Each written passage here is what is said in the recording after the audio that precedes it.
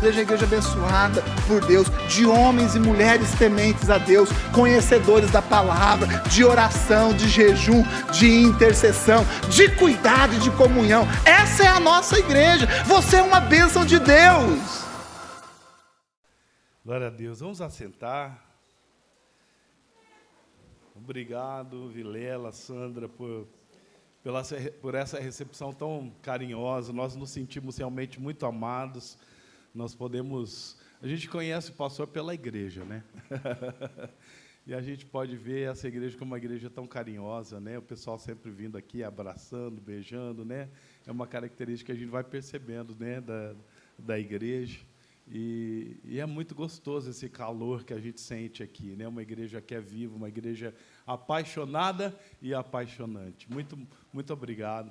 Muito obrigado aos pastores, né? Por vocês têm conversado e procuraram por nós. E nosso objetivo, na verdade, é de poder ajudá-los, né? E servir. A cobertura, na verdade, tem esse propósito, servir. E nós estamos aqui para servir vocês da melhor maneira que a gente puder. Contem conosco, né? Contem com as nossas orações por essa igreja, que nós cremos que está crescendo e prosperando e avançando para conquistar as nações da terra. Amém? Vamos falar um pouquinho de mim, para vocês conhecerem alguma coisa, né? Eu e Elaine, minha esposa, e vocês conheceram, minha melhor parte, né? Nós somos pastores lá em Ribeirão Preto, na comunidade cristã, e nós somos pais do Vitor e do David. O Vitor e o David, eles chegaram a nós pela adoção, então a nossa família foi formada aí de uma maneira muito especial. O Vitor chegou para nós com 1 ano e meio de idade, e o David com 7 anos, né? Hoje o Vitor está com 16, vai fazer 17, e o David está com 12. E isso foi algo assim, muito precioso e especial nas nossas vidas, né? Porque nós entramos num universo que nós não conhecíamos, que foi o universo da adoção. E com isso a gente conheceu muita coisa, na verdade, na palavra do Senhor, e nós pudemos entrar na compreensão e na revelação de algumas verdades espirituais sobre a adoção, que até então a gente não tinha entrado. E essa questão, na verdade, se tornou até um ministério nas nossas vidas, né? Porque nós começamos a entender que a igreja precisa se envolver mais na causa do órfão, no cuidado com o órfão. E de uma maneira que nós não estávamos esperando, nós fazemos parte de uma rede de igreja chamada GKPN. Pelo GKPN, nós fomos desafiados a encabeçar uma equipe, né, para motivar as igrejas no cuidado com o órfão. Porque, na verdade, é algo tão importante, tão sério na Bíblia. Quando a gente vai estudar a fundo, a gente vai descobrindo que essa tem que ser uma das prioridades da igreja, porque Deus é o pai do órfão, né? E Ele é o protetor da viúva. Mas, quando a gente vai parar para pensar na prática disso, nós, como cristãos, nós precisamos crescer ainda mais, né? E, por isso, nós iniciamos esse projeto, chama Home. Por que chama Home, né? Porque a gente entende que toda criança tem direito a uma família. E a igreja é a maior expressão de família para revelar a essas crianças que não têm pai, que não têm uma mãe. E sabe, gente, tanto no cuidado quanto através da adoção, Deus ele tem chamado a igreja para ocupar essa posição central. Esse não é o papel do governo, esse é o papel da igreja. O cuidar do órfão é o papel da igreja. É nosso papel. E quando a gente vê ali em Isaías 1, quando Deus ele está ali confrontando o povo de Israel pelo pecado, pelas coisas que eles estavam fazendo, ele falou assim, olha, quando vocês levantam as mãos para adorar, sabe, a mão de vocês está suja de sangue. Por quê? Aí você vai ver ali no finalzinho daquele relato que Deus está falando, ele falou assim, porque vocês esqueceram de cuidar dos órfãos. Vocês não estão cuidando dos órfãos. Vocês se esqueceram de fazer justiça, de lutar pelos direitos dos órfãos. E eu queria, com isso, lembrar você também da importância. Eu queria desafiar você a pensar Qual foi a última vez que você intercedeu, que você orou pelos órfãos dessa cidade? Você sabe quantas crianças estão no abrigo, sem um pai, sem uma mãe, hoje, ali no abrigo? Você sabe por que a ausência da igreja nesses lugares, para verificar o que está acontecendo dentro desses abrigos, acontecem muitos abusos. Eu estava conversando com um rapaz, 42 anos, ele falou assim: pastor, eu cresci no abrigo, e ali naquele abrigo eu apanhava, eu era agredido, era um lugar que deveria ser um lugar para proteção dessa criança, porque de alguma maneira estava em uma condição de vulnerabilidade, mas ali ele falou assim, me batiam na cara, e ele falou uma coisa que cortou meu coração. Ele falou assim, eu lembro como se fosse hoje, eu tenho 42 anos, mas eu lembro o lugar onde eu parava, diante de um espelho que dava assim, na altura dos meus olhos, e eu pedia para Deus, Senhor, me protege. Sabe, a igreja precisa ser a voz dessas crianças que estão sem ninguém que as proteja.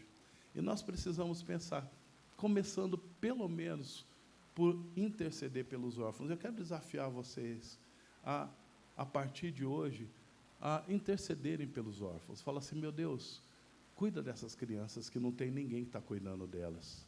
Senhor, o que nós podemos fazer? Sabe, nós começamos assim. Depois que a gente adotou o segundo filho, quando eu estava voltando de um abrigo, nós voltamos chorando para casa.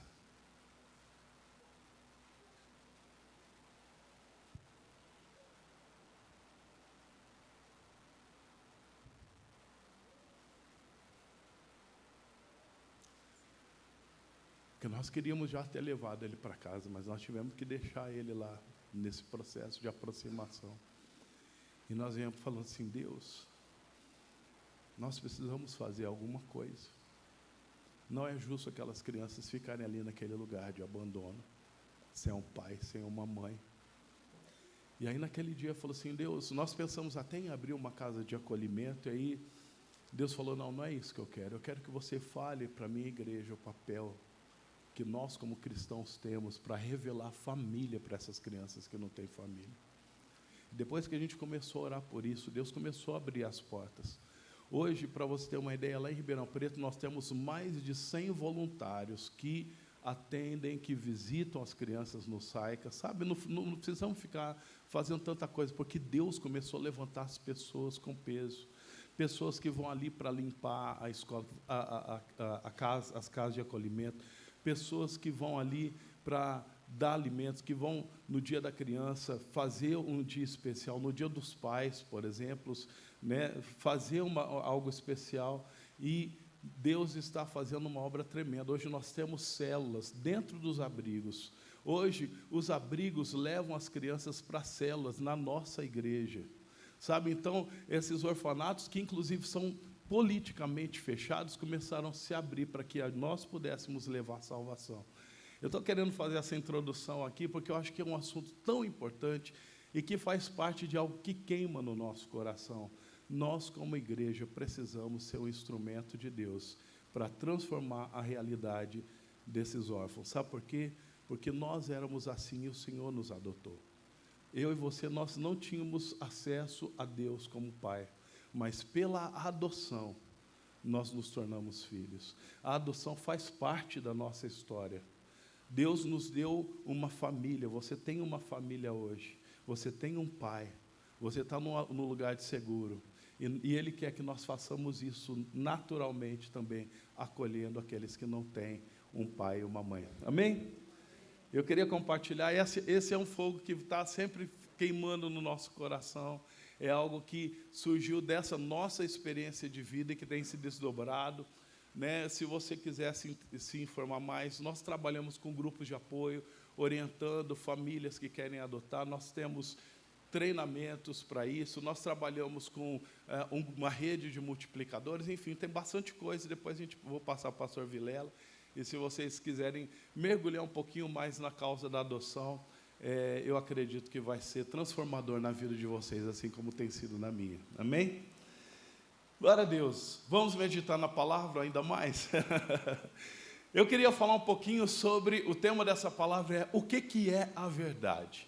é algo também que está pulsando no meu coração nesses últimos dias, porque foi uma pergunta que o Espírito Santo fez à minha vida enquanto eu estava ali meditando, conversando com Ele. E essa é uma pergunta que é tão simples, e ela tem uma resposta tão simples, mas ao mesmo tempo ela é tão abrangente e complexa quanto a gente mergulhar. E acho que atualmente esse tema e essa pergunta é uma pergunta muito relevante, porque o mundo de hoje que nós vivemos está perdido de referências. Na verdade, quando a gente fala sobre esse tema, quando a gente está perguntando o que é a verdade, você vai ouvir uma série de coisas que são completamente divergentes do que realmente é a verdade. Hoje, no mundo, as pessoas falam assim, não, verdade é verdade, cada pessoa tem a sua verdade, não é assim? Não é? De repente, se a verdade para o pastor Vilela é uma, mas a verdade para você é outra coisa. E sabe, gente, isso daí é um grande engano, porque a verdade, ela não é relativa. A verdade, ela não é subjetiva. Não é, eu tenho a minha verdade e você tem a sua verdade. Não, isso não existe. Mas é algo tão profundo hoje, está sendo implantado na mentalidade das pessoas, que às vezes até dentro da igreja, as pessoas elas estão confusas e elas assumem e adotam a filosofia, a forma do mundo pensar e do mundo ver a verdade, e vai trocando a verdade pela mentira. Inclusive, não é de você se assustar de que há muitas igrejas que estão completamente desviadas da verdade, apesar de serem igrejas evangélicas, igrejas cristãs, mas que se desviaram, porque entraram por um caminho de tornar a verdade subjetiva. A verdade ela não é subjetiva, a verdade não é relativa, a verdade é absoluta. Fala comigo, a verdade, ela é absoluta. E ela é a verdade sempre. A questão é, o que é a verdade? É uma pergunta bastante interessante. E quando o Espírito Santo fez essa pergunta, eu lembrei desse texto, que conta a história de onde a gente vai meditar. Está lá em João 18, 37, momento que Jesus estava diante de Pilatos, ele estava para ser crucificado, e Pilatos era aquele homem que ele teria humanamente o poder de livrar Jesus da morte. E ele então, ele começa ali a questionar e perguntar para Jesus, e lá no versículo 37 diz assim, Pilatos disse, então você é rei? Você diz que eu sou rei, respondeu Jesus. De fato, nasci e vim ao mundo para testemunhar a verdade. Todos que amam a verdade, ouvem a minha voz. Pilatos perguntou, o que é a verdade? Depois que disse isso, Pilatos saiu outra vez para onde estava o povo e declarou, ele não é culpado de crime algum. Veja bem, quando nós que conhecemos a palavra, nós que conhecemos o Evangelho, a própria verdade estava encarnada na frente dele. E eu não sei se ele não reconheceu a verdade por ser uma pessoa que estava enganada, ou se de fato para ele foi conveniente usar uma pergunta como essa, falar, o que é a verdade? Porque ele estava diante de uma pressão, estava todo mundo ali falando assim, crucifica, crucifica, e ele estava vendo que de fato não havia crime algum na vida de Jesus, ele estava diante da verdade encarnada ali, mas por causa da pressão das pessoas, por causa da pressão da sociedade, ele distorceu a verdade, falou, o que é a verdade? Eu acredito até que tem um misto dessas duas coisas, sabe, gente? E nós estamos vivendo hoje num tempo em que a sociedade está fazendo uma pressão tão grande para distorcer aquilo que é a verdade e implantar uma mentalidade completamente distorcida, fazendo as pessoas pensarem e acreditarem e se moverem e agirem de acordo com aquilo que se define com que é verdade. E isso é uma coisa tão perigosa, e nós precisamos, tanto nós como cristãos, saber responder essa pergunta, e nós precisamos saber responder para o mundo essa pergunta. Nós precisamos falar para o mundo o que é a verdade. Nós precisamos anunciar para o mundo a verdade. Nós precisamos, então, primeiro, ter a convicção do que é a verdade e não deixar a nossa mentalidade ser contaminada com essas ideologias. O que é uma ideologia? Vamos ler aqui, eu vou ler aqui para você a definição de ideologia. Ideologia é um conjunto de ideias. Fala comigo, conjunto de ideias. Um conjunto de ideias, convicções e valores que orientam o pensamento e a ação de um indivíduo, grupo ou sociedade em relação a aspectos políticos, econômicos e sociais. Veja bem, sintetizando aqui, é um conjunto de ideias. Ideias não são a verdade, sim ou não? Ideias, a gente pode olhar uma ideia e falar assim, essa ideia é uma boa ideia. Ou então falar, essa ideia aqui é uma porcaria, não vai funcionar. A ideia, ela não tem o peso de verdade. Mas sabe o que estão fazendo com a ideologia? Estão impondo ideologia como se a ideologia fosse uma verdade. E se você não aceita uma ideologia, você pode ser preso. Você pode sofrer consequências. E é tão forte essa tendência, essa corrente, sabe, ideologia marxista, a ideologia de gênero, são ideias, são pensamentos, não são a verdade, mas estão sendo colocados com peso de verdade. A gente tem que tomar cuidado com isso, porque sabe o que acontece? Pessoas começam a abrir mão da verdade com medo da ideologia, com medo da pressão. E nós precisamos sustentar a verdade. E aí eu faço de novo essa pergunta, mas o que é a verdade? Como que a gente identifica aquilo que é verdadeiro e daquilo que é falso? Pergunta para a pessoa que está do seu lado, como que eu identifico aquilo que é verdade e aquilo que é falso? Isso é uma coisa importante. Se nós queremos falar e apontar o que é verdade, primeiro a gente precisa saber identificar. Eu vou usar um exemplo aqui que talvez vai facilitar para a gente.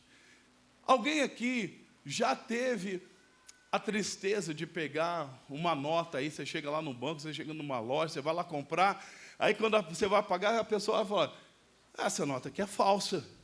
Alguém aqui já aconteceu? Já estava com uma nota falsa? Você estava com uma nota falsa, mas você não sabia, você pensava que essa nota era verdade, que era ela verdadeira. E aí, dependendo se ele teve um prejuízo, sim ou não?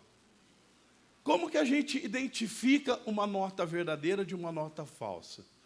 Eu trouxe aqui uma nota, essa nota que ela vai nos ajudar a gente entender um pouquinho o que é a verdade. Quando a gente olha para uma nota como essa aqui, ó, essa aqui ela é atraente, mas se for falsa não vale nada, né?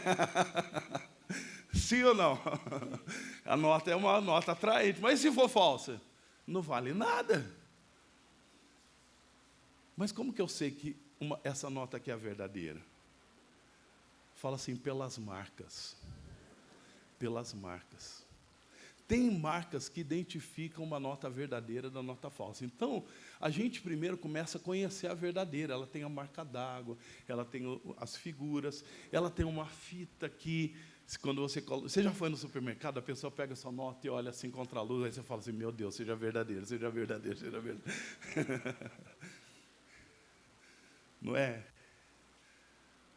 Mas assim, se tiver quase todas as marcas, mas não tiver todas, essa nota é falsa ou verdadeira? Mas ela tem quase todas. Só falta uma marquinha. Mesmo assim é falsa. Sim, porque aquilo que é verdade tem que ter todas as marcas da verdade. E sabe, o diabo ele é muito astuto. Ele consegue pegar aquilo que é parecido com a verdade, com algumas marcas da verdade, e ele consegue usar uma lábia, e ele apresenta, e as pessoas acabam sendo enganadas. E é por isso que nós precisamos ter uma referência da verdade. Quando a gente vai descobrir aquilo que é falso, a gente precisa primeiro ter uma referência. O que é verdadeiro? Isso aqui é verdadeiro. Essa nota tem essas marcas. Então, quando você vai pegar uma outra nota, você vai conferir, tem essa marca, tem essa marca, tem essa marca? Não, não tem, é falso. Tem todas as marcas, é verdadeira. Nós precisamos de um referencial, de um modelo para a gente da verdade. E aqui que eu quero rapidamente, porque eu acredito que você já saiba Isso, né? Você mais do que eu está careca de saber.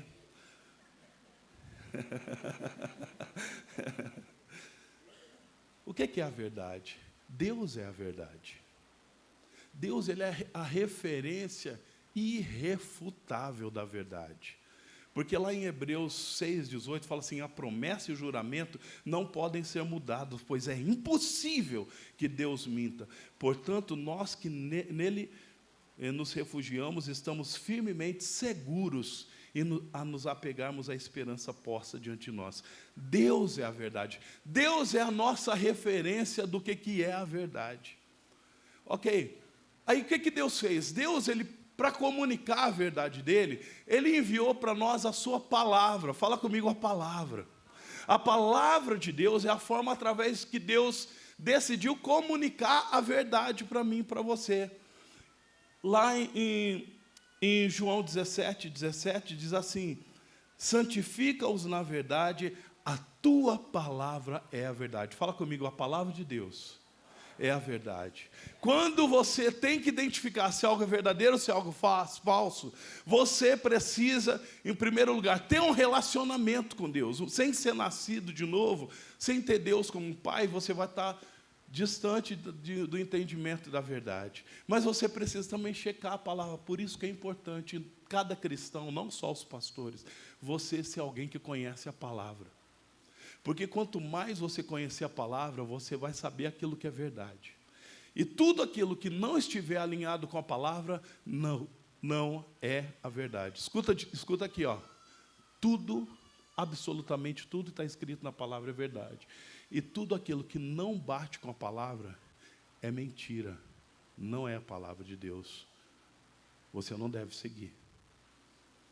Eu lembro de uma história de uma criança, né, uma filha de um pastor, amigo meu, que ela voltou da escola dominical e falou assim: mãe, hoje foi muito legal a escola dominical. A tia contou a história de Moisés e a travessia do Mar Vermelho. Ela falou: que legal, como é que foi? Nossa, foi muito da hora.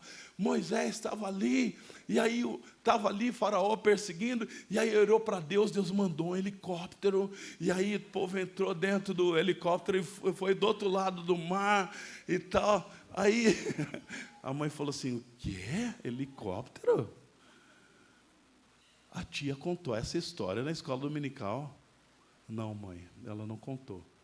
Mas se eu te falar o que ela falou, você não vai acreditar.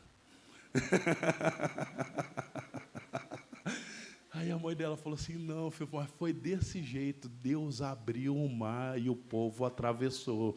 Se está escrito ali na Bíblia, é exatamente desse jeito, porque Deus é o Deus do impossível. Ele faz aquilo que a gente não pode fazer, e tudo que está escrito na palavra é verdade. E nós precisamos nos agarrar à palavra do Senhor dessa maneira.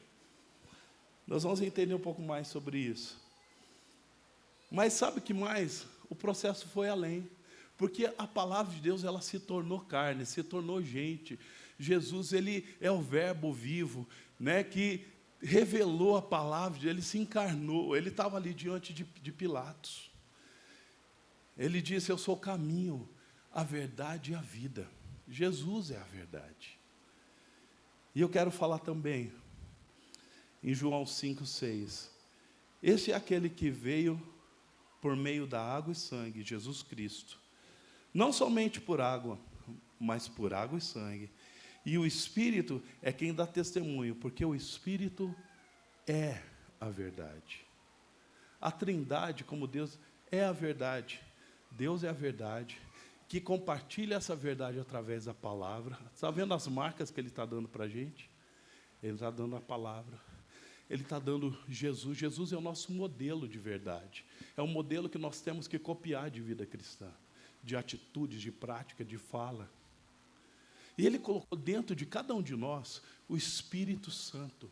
O Espírito Santo é a presença de Deus em nós. E não só Ele é a verdade, mas a palavra diz que Ele vai nos guiar a toda a verdade. Então, sempre que você precisa identificar aquilo que é verdadeiro e falso, você precisa buscar no seu relacionamento com Deus, no seu relacionamento com a palavra, no seu relacionamento com Jesus, ouvindo a voz do Espírito Santo, e aí você vai ser guiado em toda a verdade. Olha o que Jesus falou para a gente, lá em Mateus 24:4.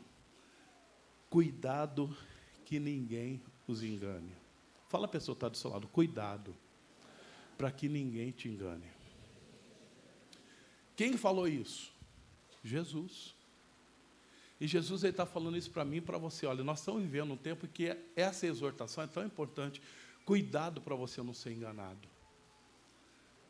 Porque tem muitos falsos cristãos, tem muitos falsos cristos, tem muito falso evangelho que está sendo pregado. Cuidado com aquilo que você fica vendo na internet, tá, irmão? Porque não é tudo que está lá na internet que, de fato, vem de uma pessoa séria, vem de uma doutrina santa, perfeita da palavra. Quantas pessoas trocam os pastores que elas conhecem de carne e osso por um pastor digital, que elas nem sabem quem que é, e de repente estão falando cada borracha, cada heresia. Toma cuidado com aquilo que você ouve. Toma cuidado se aquilo que você está recebendo vem de fato da palavra de Deus. Porque às vezes você pega um versículo da Bíblia e você consegue construir toda uma teologia, toda uma história, e Satanás é especialista nisso. Ele chegou para Jesus e para tentar, o que ele usou? Ele usou a palavra. Mas o que Jesus respondeu? Nem só de pão viverá o homem, mas de toda a palavra que procede da boca de Deus. Se Jesus não fosse versado na palavra, ele teria caído no engano. Por isso, esse recado de Jesus para nós fala assim: toma cuidado para não ser enganado, porque nós estamos vivendo um tempo de muita ideologia, muita sujeira, muitas coisas, inclusive na internet, coisas que a pessoa apresenta até como Bíblia. Quer um exemplo para você ser enganado tão fácil? Uma pessoa, ela falou assim: então eu vou fazer o seguinte, eu vou ler a Bíblia. Nunca li a Bíblia assim, gente. O que Deus quer falar comigo? O Senhor fala, abriu. E Judas foi e suicidou-se. Vai, Deus está mandando me matar? Espera aí. Vai e faça o mesmo.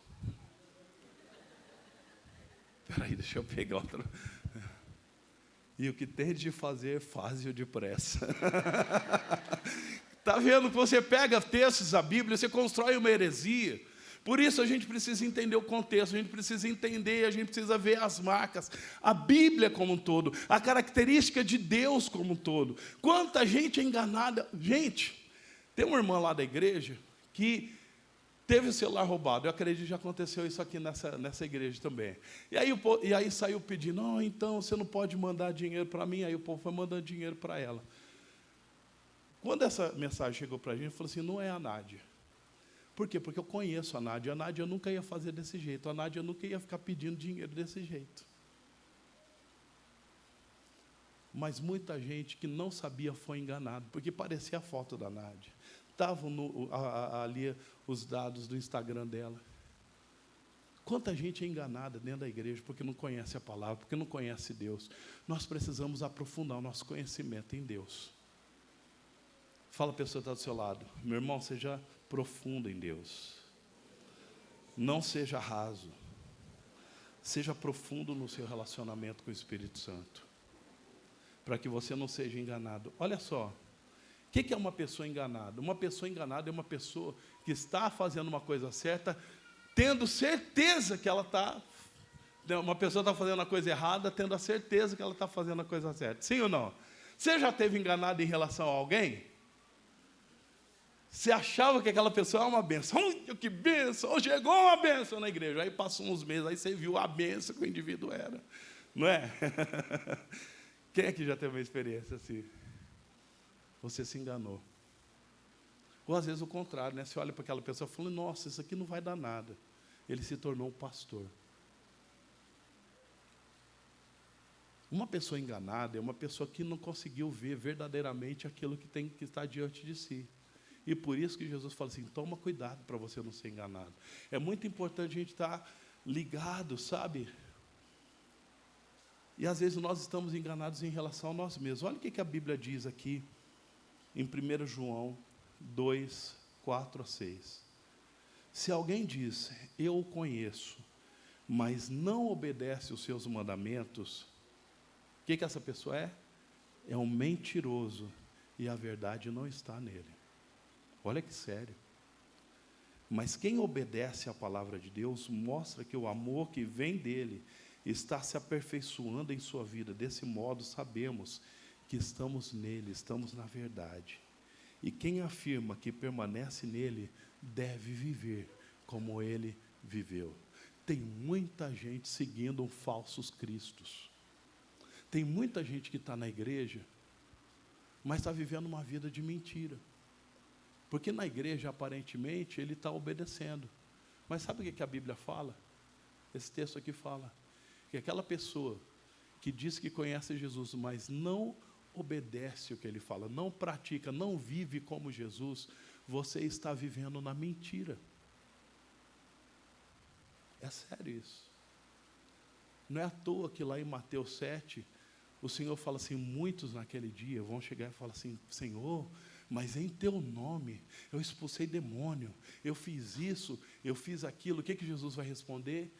Eu não te conheço. Eu não sei quem você é, porque você é um fake, você é uma mentira, você nunca foi crente de verdade. Sabe quem falou isso? Jesus, porque isso vai acontecer com algumas pessoas. Nós precisamos tomar cuidado, amados. O que é a verdade em relação a mim, a minha vida e o meu relacionamento com Deus? Eu sou alguém que está seguindo Jesus de verdade? Ou eu sou um fake que está imitando que eu sigo Jesus, mas na verdade eu estou mentindo para mim mesmo? Sabe quando a Bíblia fala assim de anticristo, eu não penso, gente, que vai aparecer aquele falso Cristo, né, que nem o personificado, né, que fala, meu pai. Aí você fala assim, não, isso daí é falso mesmo. Aí você olha e fala, não tem nada a ver com Jesus. Eu não penso que é uma personalidade, mas eu penso que são ideias de quem Jesus é. São pregações de quem Jesus é, que estão completamente fora daquilo que Jesus é de fato. Sabe, não, vem para Jesus, você pode viver do jeito que você quiser e tal. Sabe aquela graça barata? Jesus não é da graça barata.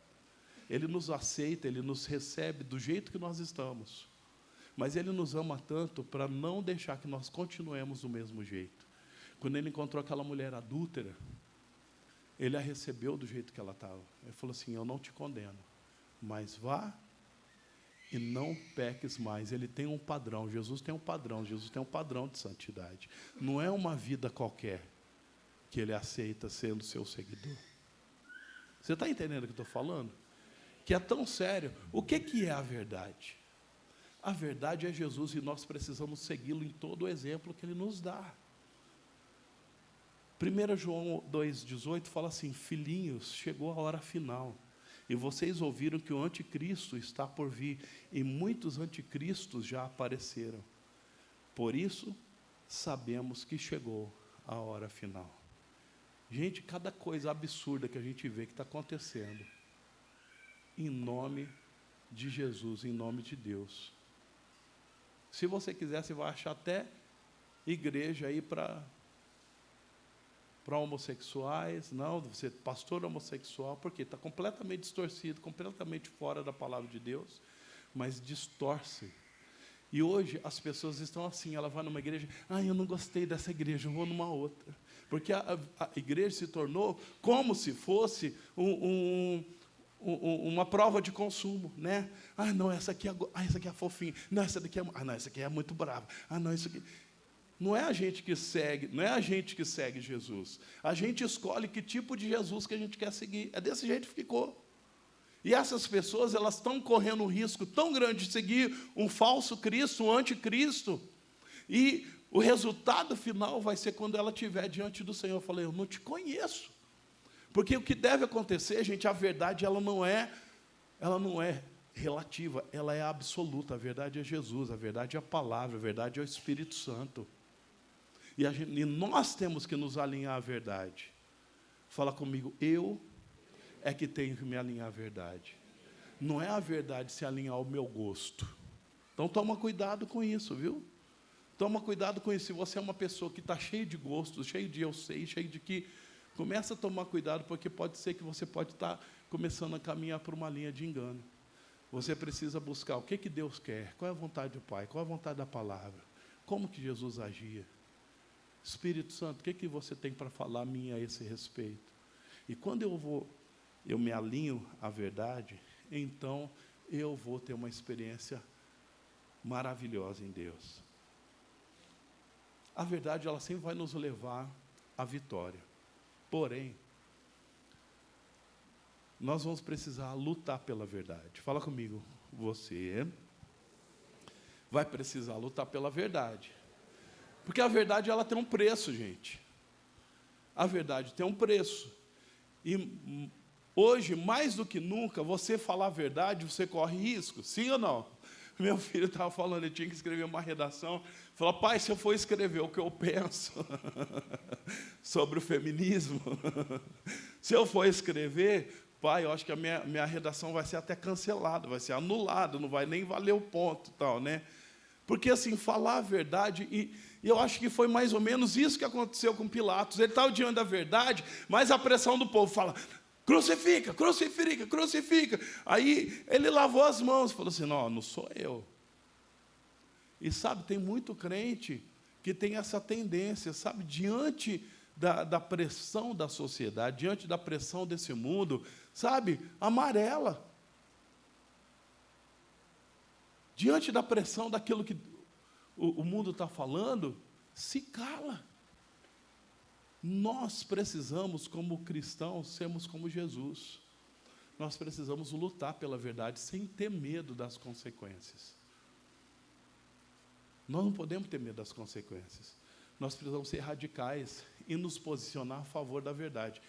Isso vai nos colocar, muitas vezes, numa condição difícil. Foi isso que aconteceu com Jesus, sim ou não? Foi. Porque ele falava que ele era filho de Deus. Ah, como que você é filho de Deus? Você viu a maneira que, sabe, a maneira debochada que nossa, fugiu o nome. Pilatos, ele começou a falar ali de Jesus. Ah, então você é o rei. Ele era o rei mesmo. Você vê a forma debochada que ele está falando com ele? E às vezes a gente é tratado dessa maneira, mas Jesus, ele falou assim, ó, quem me conhece sabe quem eu sou, quem está na verdade, me identifica e sabe quem eu... Ele não amarelou, não. O que aconteceu com Jesus? Foi para a cruz. Ele teve que lhe enfrentar, apanhou, levou chicotada. Mas sabe de uma coisa? A verdade sempre vai prevalecer, porque no terceiro dia ele ressuscitou, a morte não pôde deter ele. Quando Jesus falou, eu sou rei sim, e eu não sou rei desse mundo, eu sou rei acima desse mundo, eu sou rei acima da morte, e a verdade sempre prevalece contra a mentira, a verdade ela sempre vai prevalecer sobre a pressão do homem. Então, uma das coisas que eu e você nós precisamos ter claros, nós precisamos defender e declarar a verdade. Existe um só caminho para Deus, e é Jesus Cristo. Existe uma só verdade que liberta, que salva, que nos cura, é o Senhor Jesus Cristo. E às vezes Deus criou homem e mulher os criou, essa é a verdade. E isso às vezes vai nos colocar em encrenca, mas sabe de uma coisa? Sempre nós vamos ser bem-sucedidos. Eu quero ler para vocês Jeremias 15, 20. Jeremias foi um homem que viveu um tempo de bastante luta, desafios, mas o pessoal chama ele de profeta chorão. Eu digo que ele é o profeta machão. Porque, assim, pensa bem, gente, está no meio de um povo incrédulo, idólatra, e ele ser o único que fala, vocês estão fazendo errado. Isso é pecado. Ele confrontava o rei. E aí, jogaram ele no poço, prenderam ele, fizeram de tudo. Uma vez ele escreveu a profecia, pegaram a profecia, rasgaram, jogaram no fogo. Ele pegou e fez tudo de novo. Mas ele foi um homem que decidiu lutar pela verdade, proclamar a verdade. Ele não se calou. E às vezes ele chegava diante de Deus e falou, Deus, os outros profetas estão falando tudo, vai dar tudo certo, vai dar tudo beleza e tal, e eu só dando notícia ruim. Deus falou assim, continua sendo fiel na verdade. Olha que o Senhor falou para ele, eu quero profetizar isso para você. Jeremias 15, 20. Lutarão contra você como um exército. mas eu o tornarei invencível como uma muralha de bronze. Não o vencerão, pois estou com você para protegê-lo e livrá-lo. Eu, o Senhor, falei. Quando você se posicionar para lutar pela verdade, o Senhor vai fazer você se levantar como uma muralha de bronze, indestrutível. Vai vir uma multidão contra você, presta atenção. Não estou falando que vai ficar tudo suave para o teu lado, não. Vai vir uma multidão. Mas mantém firme a declaração da palavra, mantém firme a convicção da palavra, porque você vai ver o que vai acontecer. Os milagres acompanham aqueles que confiam na palavra do Senhor e permanecem firmes nela. E eu quero profetizar que você vai ver milagres na sua casa, na sua família, no ambiente de trabalho. Deus vai te honrar no lugar onde você for o estandarte da verdade. Amém? Sabe uma das coisas que tem acontecido? Eu vou ilustrar isso com essa nota aqui de novo. Essa aqui é uma nota de R$100, ela tem uma garoupa como um animal, certo? Agora imagine que um dia, a nota de R$2, a nota de R$2 é uma tartaruga. Aí a tartaruga falou assim, hoje eu acordei me sentindo uma garoupa. Então assim, eu me sinto uma garoupa. Aí então eu falo assim, que legal. Aí você pega a nota de R$2, você vai lá no posto de gasolina e fala assim, coloca aí 100. Aí coloca 100 lá. Aí você pega da nota de R$2 para a pessoa. Eles vão aceitar? Ah, não, mas ela está se sentindo uma garoupa. Mas ela se sente. Olha, como que você não vai aceitar uma coisa dessa? Você tem que aceitar. Você acha que essa história é uma história completamente... nada a ver?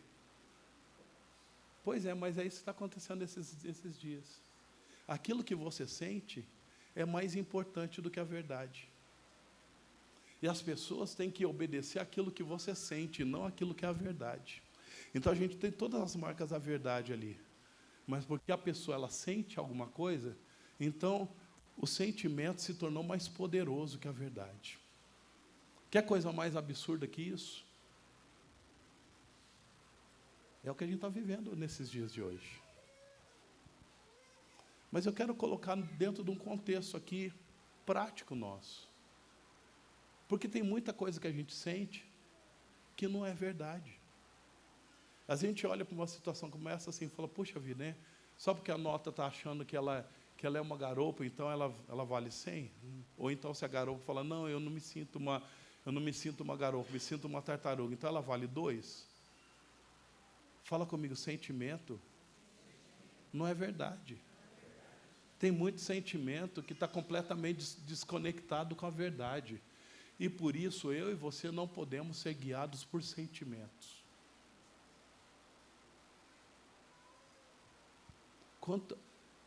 Jeremias 17:9 fala, o coração é mais enganoso do que qualquer coisa. É uma doença incurável. Quem é capaz de compreendê-lo? Não confie no seu coração. Não confie nos seus sentimentos. Porque às vezes os sentimentos, ele vai ser uma realidade. O sentimento é uma realidade. Quando eu estou falando de sentimento, não estou falando assim, é mentira, é uma ilusão. Não, às vezes aquilo que você está sentindo é real. Você está sentindo realmente uma pessoa que não tem capacidade. Você sente, às vezes, que é uma pessoa que não tem um determinado tipo de habilidade. Você se sente fraco, às vezes. Mas nós precisamos aprender a não deixar os sentimentos governarem as nossas vidas, porque nós podemos nos distanciar do propósito de Deus para nossas vidas por causa de um sentimento que foi produzido e plantado dentro de nós por Satanás. Porque Satanás sabe o seu potencial. Satanás sabe que se você se levantar no potencial pleno que você tem, Campinas será salva. Campinas experimentará um mover sobrenatural do Espírito Santo. Mas o que ele faz para parar você? Ele faz você pensar de você menos do que você é, que você pode menos do que você pode. E às vezes nós precisamos aprender a não deixar os sentimentos determinar quem nós somos. Nós não somos determinados pelos nossos sentimentos, nós somos determinados pela palavra de Deus. Pela palavra de Deus. Veja bem. Quanto vale essa nota aqui? Mas e se eu amassar ela? Não, gente, já está amassada. Quanto que vale uma nota amassada? Não, eu diminuí o tamanho dela. Quanto que ela vale? Mas se eu jogar essa nota no chão, amassada, jogada no chão, joga para cá. Gente, vocês são loucos, uma nota amassada, jogada no chão. Se eu pisar nela, quanto que vale? Não, gente, vocês não estão entendendo. Está amassada, está toda desconfigurada, pisada, suja. Sem certeza? Vocês não estão loucos? É isso que eu quero dizer para você. O seu valor não muda.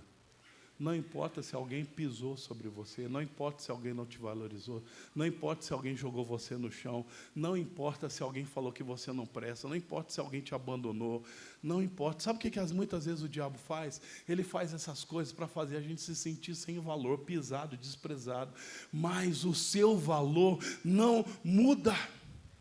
Louco é a pessoa que está fazendo isso, sim ou não? Vocês estavam vendo eu amassar, o cara é louco, pastor louco, está rasgando dinheiro daqui a pouco. Não estou louco não, eu vou guardar. Porque eu sei que mesmo amassada, mesmo pisada, ela vale. E é assim, amados, que nós somos. Eu não sei qual foi o seu passado, mas Jesus tirou você de lá, Ele deu a você uma nova vida, Ele colocou dentro de você o Espírito Santo, Ele fala algumas coisas especiais a meu respeito, a seu respeito, e eu quero falar uma coisa aqui para você, Mateus 13, 45, 46, o reino de Deus também é como um negociante que procura pérolas preciosas, e encontrando uma pérola de grande valor, vendeu tudo que tinha e a comprou. Você é essa pérola de grande valor, que Jesus, quando Ele olhou, Ele falou assim, olha, tem uma pérola ali de grande valor, e Ele deu tudo que Ele tinha, Ele deu a última gota de sangue, porque Ele sabe qual é o valor que você tem. Você vale a vida de Jesus, você é alguém extremamente precioso, valoroso. Não permita mais que as pessoas que talvez falaram, fizeram coisas contra a sua vida, determine o valor que você tem, porque o seu valor é um valor único. Fala a pessoa que está do seu lado, fala assim, você é uma joia preciosa do Senhor. Você é uma joia de grande valor. Nunca deixe. Sabe o que acontece, gente? Às vezes a gente acredita nas mentiras que falaram e da forma que nós somos tratados, e nós deixamos de viver a verdade. Não deixe os sentimentos dominarem você. Deixe a palavra de Deus substituir esse sentimento. Isaías 43, 1 fala assim, não tema, pois eu o resgatei. Eu chamei você pelo nome, e você é meu. Você é meu, você é precioso, você é preciosa. Você tem um propósito. Deus, Ele não erra. Deus escolheu você, porque Ele sempre escolhe o melhor. Ele chegou para alguns homens, como Moisés, e falou assim, eu não sei falar. E Ele fez esse homem um líder que foi o libertador do povo de Israel. Ele pegou um homem que ele se sentia sem valor e significado, Gideão. Ele falou assim, homem valente. Ele estava se escondendo, mas Deus falou, você é valente. O sentimento dentro dele era covardia.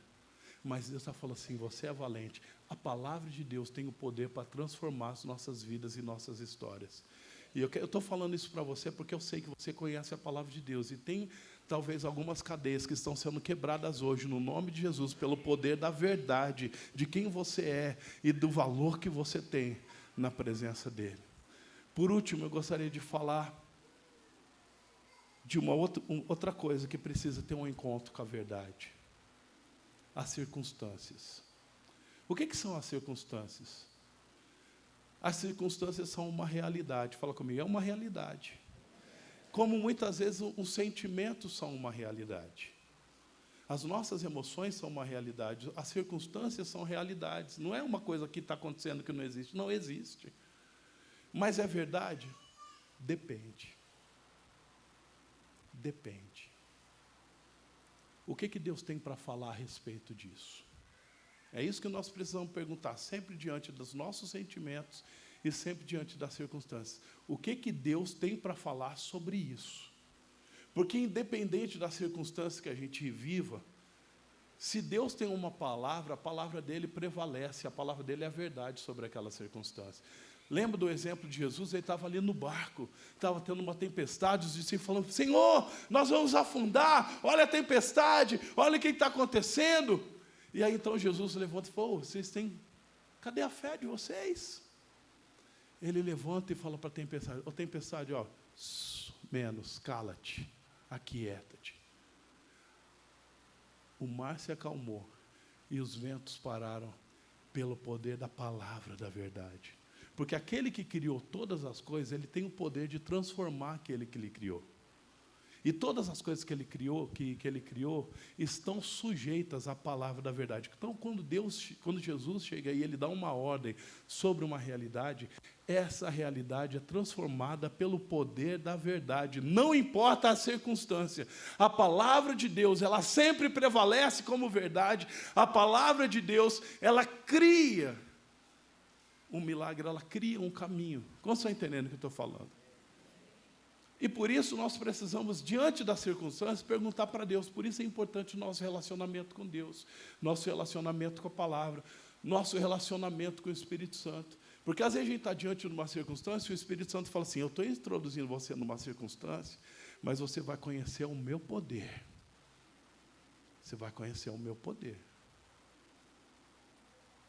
Porque aquela circunstância não é verdade, é a palavra de Deus. Eu quero finalizar com um testemunho que aconteceu com um discípulo nosso lá em Ribeirão Preto. Ele fez um exame pré-nupcial, né? Ele faz parte ali do curso de noivo, antes de se casar. Ele fez alguns exames e identificou que ele era estéril. E, só para vocês terem uma ideia, existe um índice lá que é medido, em que se classifica, quando você chega a um nível, você é identificado como uma pessoa estéril. Ele tinha 4 vezes menos. Ou seja, quando a pessoa olhou aquele laudo, falou assim, é impossível você ser pai naturalmente, biologicamente. Falou, você não vai conseguir ser pai. E ele ficou arrasado, porque pensa bem, o cara vai se casar, semanas do casamento. Ele procurou a noiva dele, e ele falou assim, eu não vou conseguir dar os filhos que você quer. Então, se você não quiser casar comigo, você pode tomar essa decisão agora. E essa garota, né, Ana Paula, ela olhou para ele e falou assim, eu estou casando com você por causa daquilo que você pode me dar. Eu estou me casando com você porque eu te amo. Eu não sei, se Deus quiser nos dar filhos biológicos, por um milagre Ele vai dar, mas se não der, nós vamos adotar, Deus vai nos dar a nossa família, mas nós vamos nos casar. E aí ele, vamos nos casar. Aí foram para a lua de mel, ouviram os conselhos lá dos médicos, falaram assim, nem precisa se prevenir e tal, porque assim, é impossível você ser pai. Enfim, cortando a história, eles foram para a lua de mel em 2, voltaram em 3. Mas eu vou falar uma coisa que aconteceu no meio desse caminho. Quando eles estavam lá na lua de mel, ali na piscina do clube do hotel onde eles estavam, apareceu um garoto chamado Miguel brincando com eles. E quando aquele garoto começou a brincar com eles, o Caio recebeu uma palavra de Deus. Ele olhou para a esposa dele, né, agora a atual esposa dele, e falou assim, olha, Deus está me falando agora que Ele vai nos dar um filho. Vai ser um menino. E o nome dele será Miguel. Ele recebeu uma palavra de Deus. E quando eles voltaram, né, ela descobriu que estava grávida. Passaram um tempo, eles foram fazer o exame. E sabe o que é? Sabe como que ele vai chamar? Porque a palavra de Deus, ela reescreve e transforma qualquer circunstância. Não existe coisas que sejam difíceis demais para Deus. Lucas 1:37. Porque para Deus não haverá impossíveis em todas as suas promessas. Eu não sei quais são as circunstâncias pelas quais você está passando. Talvez você está passando por um momento difícil, por uma situação que talvez alguém até já deu um veredito final para você. Não vai dar certo, você não vai conseguir, você não vai prosperar, você não vai conseguir engravidar. Você, não. E às vezes alguém especialista, é uma realidade que se abateu. Como que a gente lida? O que é a verdade? Nós precisamos nos colocar como aquela mulher sunamita. Quando ela viu ali que o filho dela morreu, sabe o que ela fez? Ela falou assim: eu vou procurar uma palavra de Deus. Porque o profeta Eliseu tinha dado uma profecia de que ela seria mãe. E ela se tornou mãe por um milagre, não foi assim? Ele falou: eu recebi esse filho por um milagre. Agora é Deus que vai me dizer se esse filho morreu ou não. E ela saiu da casa dela, ela saiu toda, esbaforida e tal, e ela foi para a casa do profeta Eliseu. Se os músicos quiserem subir, pode subir aqui. E aí no caminho perguntava para ela, falou assim: mas aí, está tudo bem? O que ela respondia? Está tudo bem. Como assim está tudo bem se o filho dela morreu? Sabe por que estava tudo bem? Porque ela ainda não tinha ouvido Deus falar que o seu filho morreu. Enquanto Deus não falou, Deus não deu uma palavra, ela falou assim: ainda existe esperança para um milagre, e eu não vou desistir, eu vou buscar uma palavra de Deus, eu vou buscar uma palavra de Deus diante dessas circunstâncias. Se você ainda não tem uma palavra de Deus sobre uma circunstância, sobre um problema na sua vida, continua buscando a palavra de Deus, continua buscando uma direção, porque quando Deus abre a boca, Ele muda a circunstância, Ele cura aquele que é a doença incurável, Ele abre um caminho no meio do mar, porque para Deus tudo é possível. Agora, quando Deus fala assim: olha, não, é isso mesmo, morreu, então você vai entender, você fala assim: a palavra de Deus é soberana nesse sentido, e Deus tem um propósito. E essa mulher, ela foi correndo, e ela chegou aos pés do profeta, ela se ajoelhou ali, e Deus liberou uma palavra. Tudo que eu e você precisamos é de uma palavra liberada da boca do nosso Deus, diante das circunstâncias. Vamos ficar em pé? Porque Deus recria as circunstâncias. Deus cria um novo caminho. O que é a verdade? Deus é a verdade. A palavra de Deus é verdade.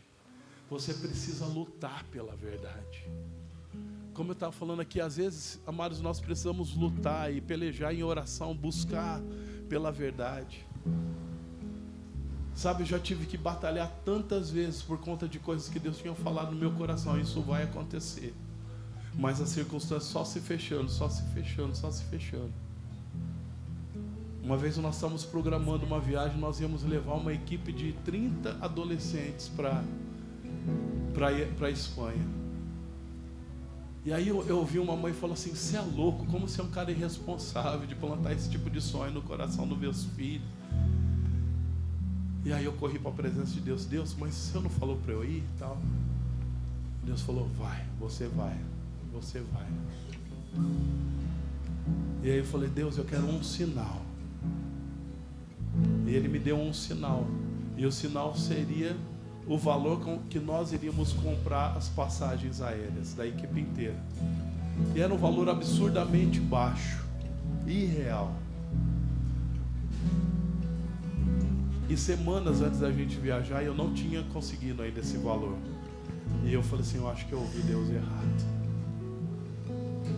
Mas um belo dia, eu não sei como, uma empresa aérea lá do Chile ficou sabendo da nossa viagem, conseguiu o nosso telefone, ligou na nossa casa.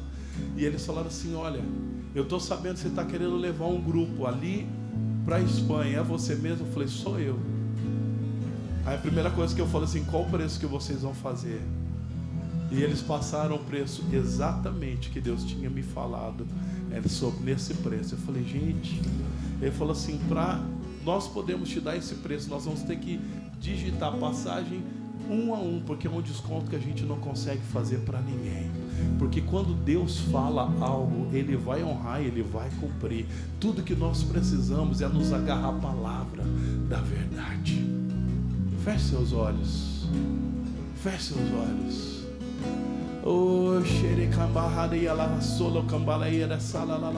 Se você ora em línguas, comece a orar em línguas e comece a se encher da verdade do Espírito Santo. Talvez você está vivendo momentos que você precisa de uma direção profética, de uma direção prática na sua vida. Fala, Senhor, eu estou aqui neste lugar porque eu creio no Senhor, eu creio que a Tua palavra é verdade, eu creio que o Senhor pode mudar as circunstâncias. Talvez você é alguém que hoje está preso numa condição emocional, numa dificuldade, pensamentos a seu respeito que levam você a ficar paralisado. Eu sinto de uma pessoa aqui que nesses dias se sente como se estivesse paralisado, não consegue ter forças para agir, não consegue ter forças para reagir, não consegue ter direção, sabedoria no que fazer. O Espírito Santo está falando para você: eu sou a tua força, eu vou tomar você pela mão e eu vou guiar você por um caminho de vitória, e aquilo que você não pode fazer por si mesmo, eu vou fazer, diz o Senhor.